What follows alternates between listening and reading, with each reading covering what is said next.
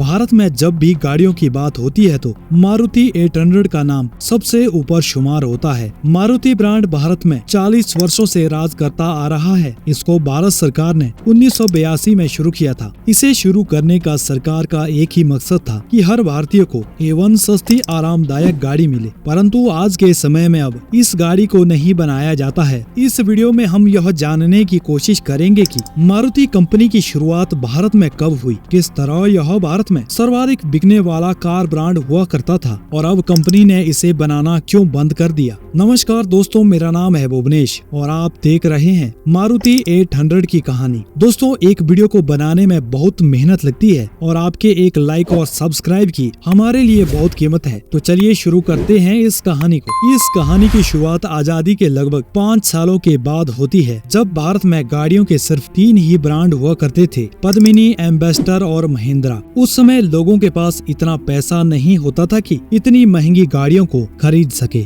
यह वह समय था जब लोगों के पास खाने के भी पैसे नहीं होते थे। समय बीतता रहा, भारत का विकास धीरे धीरे होता रहा। 1970 के साल में भारत सरकार ने मारुति उद्योग लिमिटेड की स्थापना की, जिसका उद्देश्य भारत की आवाम को सस्ती और बेहतर गाड़ी देना था। उद्योग की स्थापना के बाद भारत सरकार ने बहुत सी विदेशी कार बनाने वाली कंपनी को भारत में मारुति के साथ गाड़ी बनाने के लिए आमंत्रण दिया। यह कंपनियां सुजुकी, वोल्क्सवैगन, निसान थी, जो उस समय दुनिया भर में गाड़ियां बनाती थी। उस समय के सुजुकी के MD प्लेन में ट्रेवल कर रहे थे। वो प्लेन में एक मैगजीन को पढ़ ही रहे थे। उन्होंने मैगजीन में देखा कि सुजुकी ने भारत सरकार के ऑफर का कोई रिप्लाई नहीं दिया है। यह पढ़कर वह चौंक गए, क्योंकि उन्हें इस तरह का कोई लेटर नहीं मिला था। इस खबर को सुनकर MD ने सुजुकी के ऑफिस में फोन लगाकर यह पूछा कि क्या भारत सरकार का कोई लेटर आया है। तो जवाब आता है कि हाँ, एक लेटर भारत सरकार की तरफ से आया है। कंपनी के MD ने मारुति के साथ कोलैबोरेशन करने के लिए हाँ कर दी और साथ ही में 21 करोड़ रुपए मारुति के साथ इस उद्योग में इन्वेस्ट कर दिए और इसी से गाड़ी का नाम मारुति सुजुकी बनकर तैयार हो गया। 13 महीनों की कड़ी मेहनत करने के बाद SS 8800 लॉन्च किया गया, जिसकी कीमत 47,500 रुपए थी। जब मारुति सुजुकी ने लोगों से अप्लाई करने को कहा तो 10,000 एडवांस बुकिंग चार्ज के साथ 1,20,000 आवेदन प्राप्त हुए।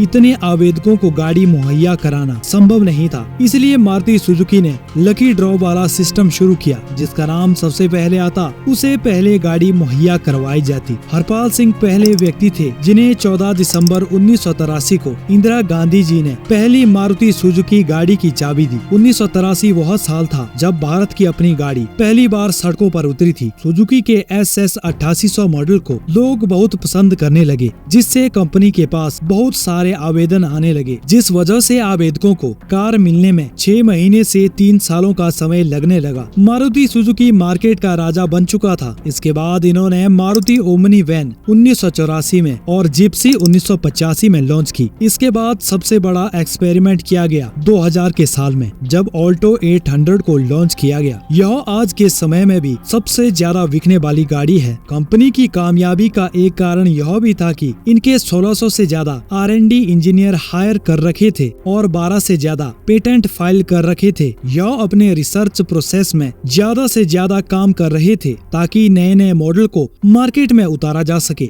मारुति की कामयाबी के पीछे कई कारण थे। एक, इनकी गाड़ी सस्ती थी और इन्होंने गाड़ी सिखाने के लिए मारुति सुजुकी ड्राइविंग स्कूल शुरू किए, जिससे होता यह था कि जो लोग इनसे गाड़ी चलाना सीखते थे वह इन्हीं की कंपनी की गाड़ी भी खरीदा करते थे। इनका डिस्ट्रीब्यूशन नेटवर्क इतना बड़ा हो गया कि लोगों को मारुति सुजुकी की गाड़ियां हर शहर में मिलने लगी। इनका मार्केट शेयर 2020 आते आते 49% हो गया था। साधारण शब्दों में समझे तो 50% गाड़ियां इन्हीं की ही सड़कों पर दौड़ रही थी। 2009 और 2010 में इनका कुल सेल 4% घट गया, जिसका कारण यह भी था कि लोग अब SUV प्रीमियम गाड़ियों की ओर शिफ्ट होने लगे थे। लोगों के दिमाग में एक परसेप्शन बन गया था कि मारुति 800 एक सस्ता ब्रांड है। इसके बाद गवर्नमेंट ने कुछ रूल्स में चेंजेस किए, जिन्हें यह पूरी तरह से फुलफिल नहीं कर पा रहे थे, जिसके कारण 13 शहरों में गाड़ियों की मैन्युफैक्चरिंग बंद करनी पड़ी। इन्हें यूरो 4 में भी शिफ्ट होना था। कंपनी ने जब 2009 और 2010 के बाद अपनी सेल को डाउन होते देखा तो 2014 में इसकी मैन्युफैक्चरिंग को बंद कर दिया गया। आखिरी मारुति की कार शिलांग में एक डीलर को बेची गई। इसके बंद होने का एक कारण यह भी था कि यह वह मॉडल बहुत पुराना हो चुका था और इसका इंटीरियर वही पुरानी तकनीक का था और अब बहुत समय जा चुका था जब लोगों को एक सस्ती गाड़ी चाहिए थी। अब लोगों के पास काफी पैसा था जिसके कारण लोग एसयूवी की तरफ शिफ्ट होने लगे, जिस कारण मारुति 800 का प्रोडक्शन बंद हो गया। तो दोस्तों ये थी कहानी मारुति 800 की। कैसी लगी आपको यह वीडियो कमेंट करके जरूर बताएं और रोजाना ऐसी ही वीडियोस को देखने के लिए चैनल को सब्सक्राइब जरूर करें।